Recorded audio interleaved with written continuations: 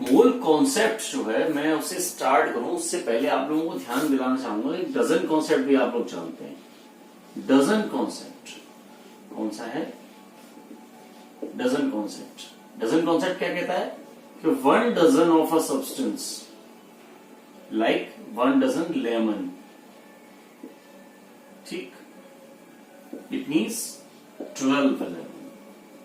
तो dozen concept क्या कहती है?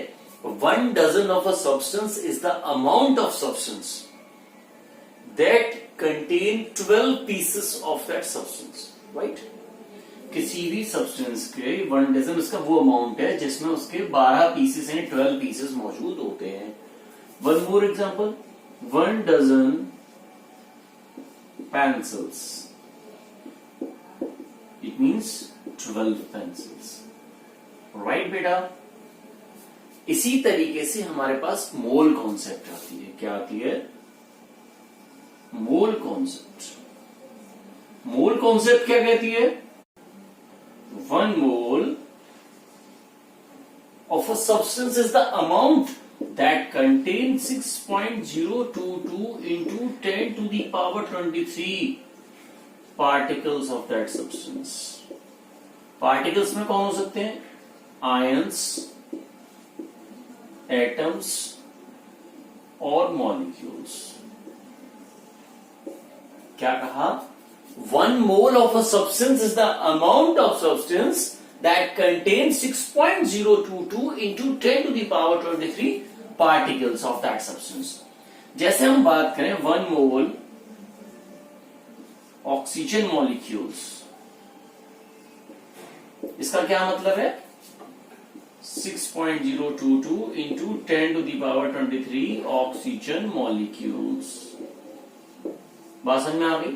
एक और 1 मोल ऑक्सीजन एटम्स, मतलब क्या हुआ? 6.022 into 10 to the power 23 oxygen atoms. इसके बेसिस पर हमारे पास बहुत सारे क्वेश्चंस हैं और उन क्वेश्चंस को करने से पहले मैं आपको 2-3 टर्म्स और जो है उनके बारे में बताऊंगा। पहले उसमें हमारे पास सबसे पहला टर्म आएगा molar mass. Sir molar mass क्या है? Mass of 1 mole of a substance.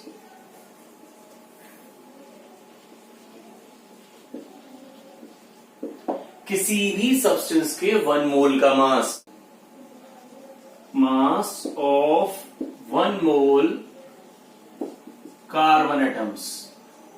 इसका मतलब क्या हुआ? Mass of 6.022 into 10 to the power 23 carbon atoms. I hope ये चीज समझ में आ रही होगी कि मोलर मास क्या है। मोलर मास उस सब्सटेंस के 1 मोल पार्टिकल्स का मास होगा। इज दैट डन बेटा? अब क्वेश्चन आता है कि how do we calculate the molar mass. उसके लिए एक और छोटा सा टॉपिक समझते हैं, that is called gram atomic mass, और साथ में दूसरा आता है हमारे पास ग्राम मॉलिक्यूलर मास। ठीक बेटा? सर ग्राम एटॉमिक मास क्या है?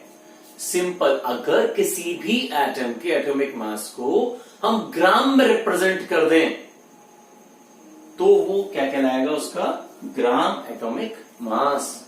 ग्राम atomic mass is the atomic mass of a substance represented in grams. जैसे हम बात करते हैं कार्बन का एटॉमिक मास होता है बेटा 12 यूनिट, तो उसका ग्राम एटॉमिक मास कितना होगा? 12 ग्राम। ऑक्सीजन का एटॉमिक मास होता है 16 यूनिट, तो ऑक्सीजन का ग्राम एटॉमिक मास कितना होगा? 16 ग्राम। ये वाली बात समझ में आ गई बेटे? इसी तरीके से किसी भी सब्सटेंस के 1 मॉलिक्यूल का मास हो, यानी उसे मॉलिक्यूलर मास जिसे कहते हैं, उससे अगर हम रिप्रेजेंट करें ग्राम में तो that will become gram molecular mass. जैसे H2O 2 + 16 कितना हो गया? 18 यूनिट। तो उसका ग्राम मॉलिक्यूलर मास कितना होगा? 18 ग्राम। ठीक, ऐसे एक और ले लेते हैं CO2, इसका मॉलिक्यूलर मास कितना होगा? 12 + 2 × 16 दिस बिकम्स 44 यूनिट्स, राइट। तो इसका ग्राम मॉलिक्यूलर मास कितना होगा? 44 ग्राम। ये वाली बात समझ में आ गई बेटे? तो अब हम लौट कर आते वापस अपनी जगह पर। मोलर मास कैलकुलेट करना था हमको। तो किसी भी सब्सटेंस का जो ग्राम एटॉमिक मास होता है या उसका ग्राम मॉलिक्यूलर मास है, वो उस सब्सटेंस का मोलर मास कहलाएगा। फिर समझिए, अगर आपको मोलर मास निकालना है तो आप कुछ मत करिए, केवल ग्राम एटॉमिक मास कैलकुलेट कर लीजिए, या और मॉलिक्यूल्स दिया है तो ग्राम मॉलिक्यूलर मास कैलकुलेट कर लीजिए। इज दैट डन बेटा? अब मोल कॉन्सेप्ट के क्वेश्चंस पर मैं आगे चलूं उससे पहले मैं कुछ फॉर्मूले जो है वो आप लोगों को नोट करवाना चाहूंगा। सो प्लीज उन फॉर्मूलों को नोट करें एक एक करके। ठीक, फर्स्ट ऑफ ऑल सपोज आपको किसी सब्सटेंस का मास दिया हुआ ग्राम में, ठीक, and you want to count the number of moles. तो नंबर ऑफ मोल्स के लिए जो फॉर्मूला आएगा वो क्या आएगा? Mass given upon its molar mass. Second, अब अगर आपको एटम्स की या मॉलिक्यूल्स की नंबर्स दी हुई है और आपको उसका नंबर ऑफ मोल्स फाइंड करना है, तो आप क्या करने वाले हैं? Given number upon Avogadro number.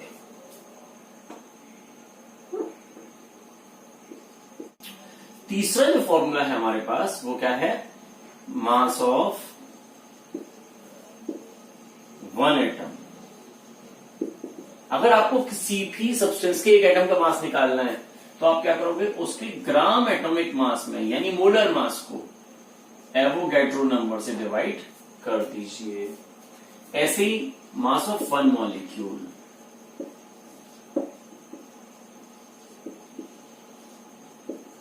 क्या हो जाएगा? Gram molecular mass upon Avogadro number. Find the number of atoms in 16 gram oxygen gas। Oxygen gas दी हुई है आपको, यानी क्या दिया हुआ उन्होंने आपको? O2। कितनी दे रखी है? 16 ग्राम। जब भी ऑक्सीजन गैस की बात आई तो ऑक्सीजन O2 है। फिलहाल ये क्या है आपके पास? Given mass. क्या आपको मोलर मास पता है ऑक्सीजन का? हम निकाल सकते हैं ना। 2 into 16 कितना आएगा? 32 ग्राम, राइट। अब आपके पास इसका मोलर मास है, गिवन मास है, आप इससे क्या फाइंड कर सकते हो? Number of moles. N is equals to given mass कितना है? 16 और मोलर मास कितना? 32। मोल कितना आ गया? 0.5, राइट। कितने मोल्स आ गए? लेकिन पूछा क्या गया? Number of oxygen atoms. पहले एक काम करो, ऑक्सीजन मॉलिक्यूल्स तो निकाल लो। ये ऑक्सीजन मॉलिक्यूल्स ही था हमारे पास। अगर हम ऑक्सीजन मॉलिक्यूल्स निकाल लें और उसमें फिर 2 से मल्टीप्लाई कर देंगे तो एटम्स की नंबर निकाल आएगी। तो पहले क्या निकालेंगे? Number of oxygen molecules. देखिए जरा, नंबर का कोई फॉर्मूला है क्या हमारे पास? ये रहा। हमें ये चीज निकालनी है। मोल्स हैं हमारे पास 0.5, एवोगैड्रो नंबर है हमारे पास, तो हम नंबर निकाल सकते हैं। तो नंबर कैसे निकालेंगे? n इंटू Na बेटा। n कितना है? 0.5। Na की वैल्यू कितनी होती है? Avogadro number, right. सॉल्व किया 3.011 10 to the power 23। ये क्या आ गया? Number of oxygen molecules. अब बेटा एक ऑक्सीजन में कितने एटम्स हैं? 2। तो अगर आपको नंबर ऑफ ऑक्सीजन एटम्स निकालना हो तो क्या करोगे आप लोग? जो गिवन नंबर है उसमें 2 से मल्टीप्लाई कर देंगे।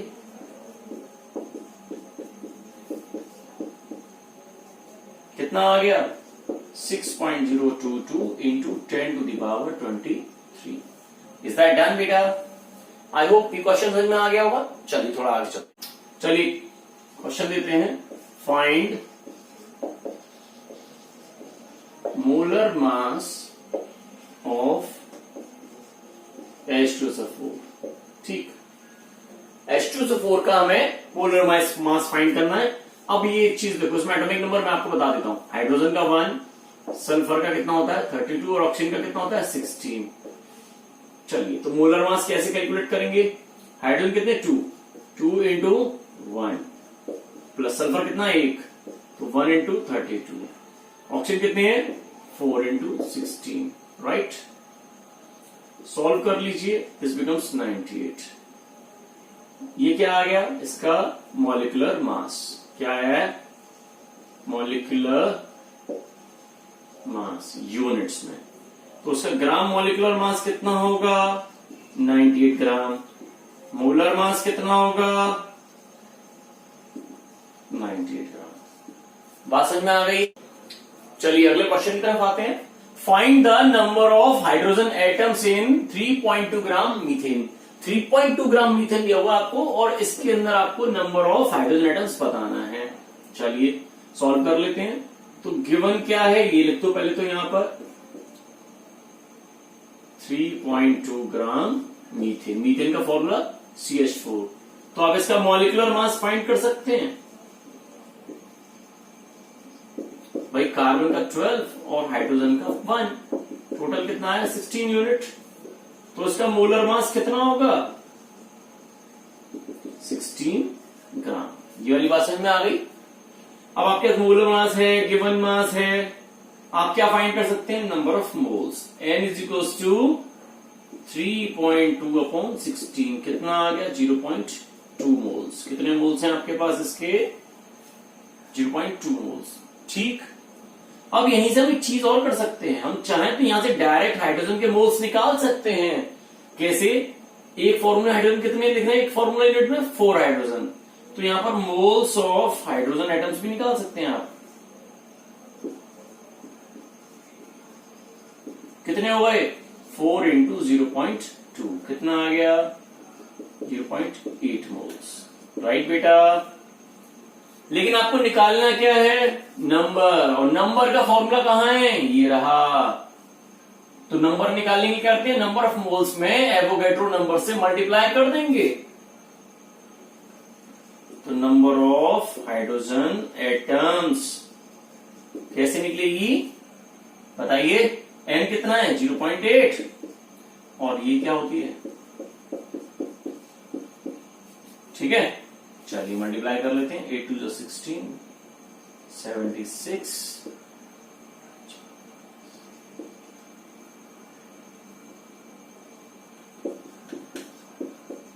4.8176 into 10 raised to the power 23 number of hydrogen atoms.